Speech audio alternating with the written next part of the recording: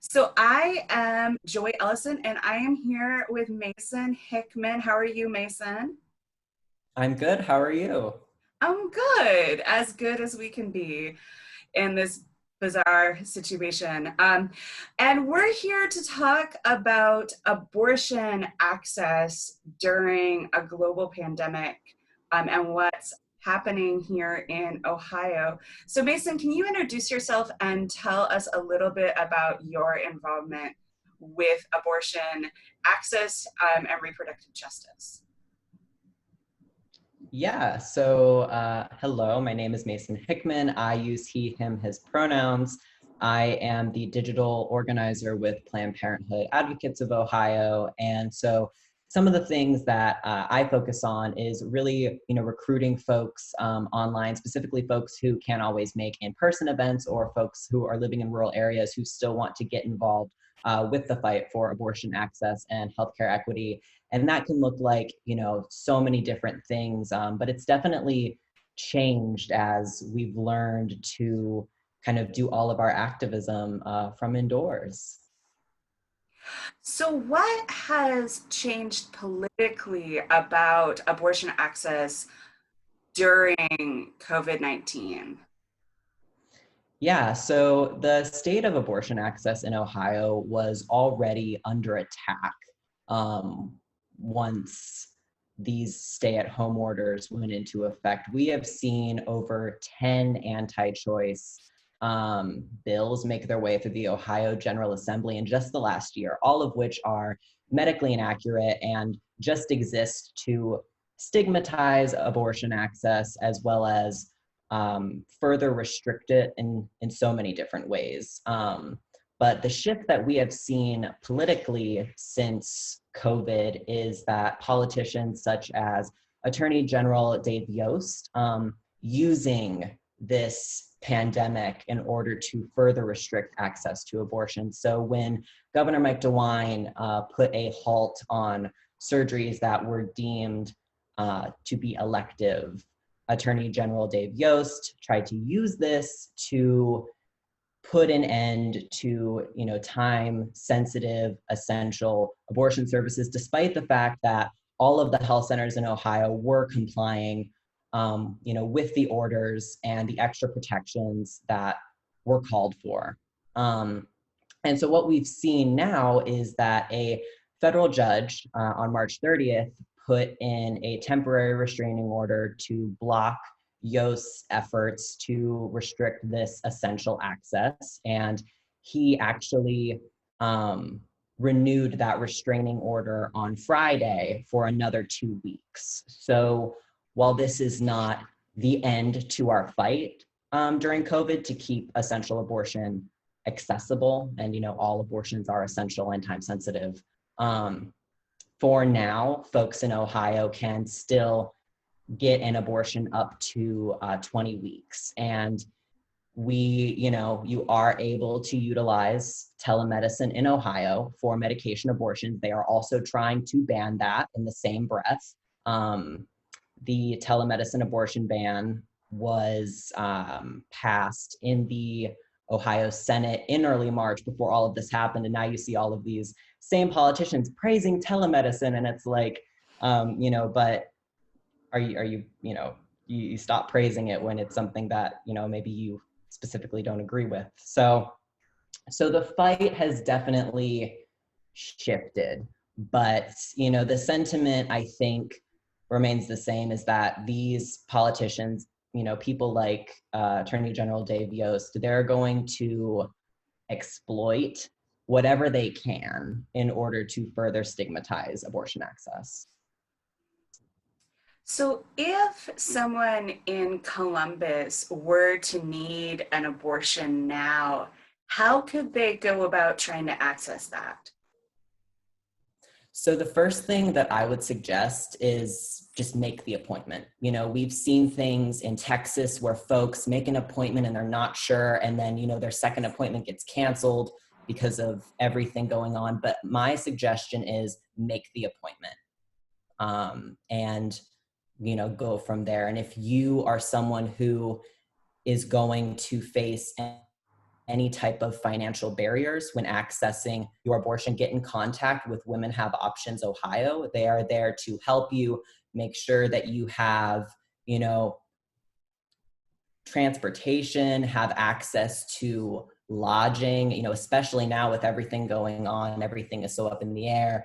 But, you know, there are people out there who support you. They are there to help you, whatever that looks like. Know that even if it seems like everything is really dark right now, you have options and they are still available to you. And even if, you know, it's behind the scenes, folks are fighting every single day to make sure that abortion stays accessible and legal in Ohio. Is Women Have Options available to everyone regardless of their gender? Yes. Yes. Great. That's exciting. Yes.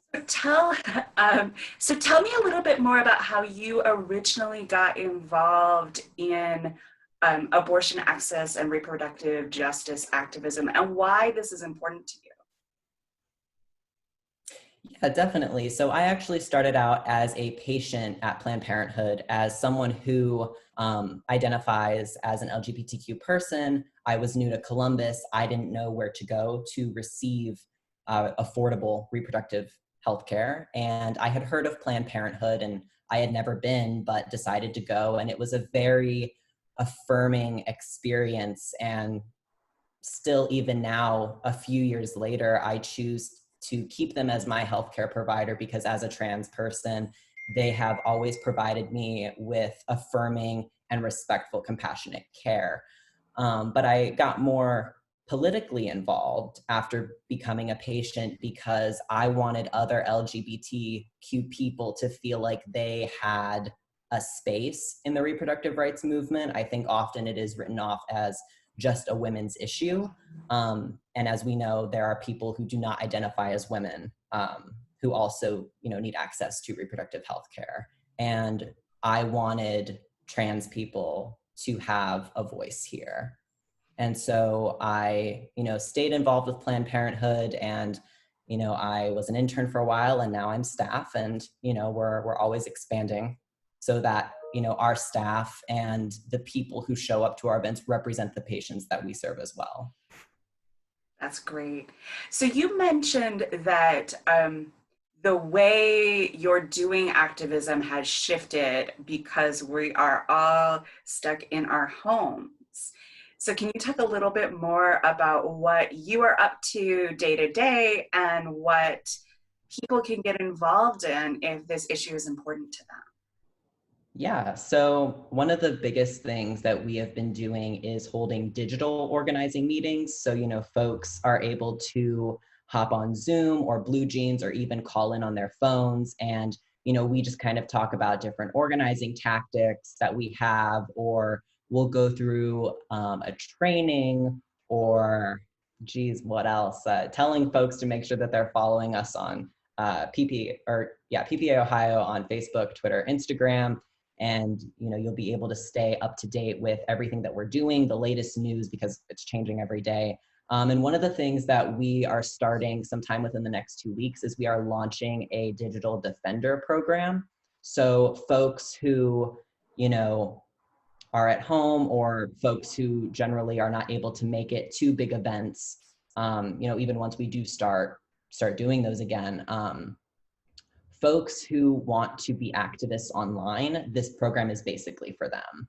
And we're gonna, you know, go through a bunch of different trainings, like how can I best get my message across online to my legislator? How do I go about calling them? How do I write a letter to the editor? What does it mean to record myself, you know, talking about abortion access and posting it on the internet? That's so scary, right? And so this program is going to provide all of those different kinds of trainings, as well as giving folks the tools they need to advocate for themselves online. Great. So that's such a tremendous opportunity that so many more people may have access to um, because it's going to be available online. That's really exciting. Yeah, that's our hope. So do you have any final thoughts or advice for new activists, maybe especially other students like you? Yeah, I would definitely say that, if you are hesitant at all, to get into these kinds of movements, or, it can be something that is a little bit, nerve wracking, something that we're not used to being involved in. But I would just say that, if you're not sure, just know that there is someone out there who wants to hear, what you have to say, what you believe in, what you want to fight for. There are other people who want you on their team or want you to lead them, right? Um, all voices are welcome in our repro rights movement, and we want to make sure that we are expanding on that as much as possible. Well, thank you so much, Mason. It's been such a pleasure to get to talk to you. You as well. Thank you for having me. You are so welcome. All right. You take care. You too.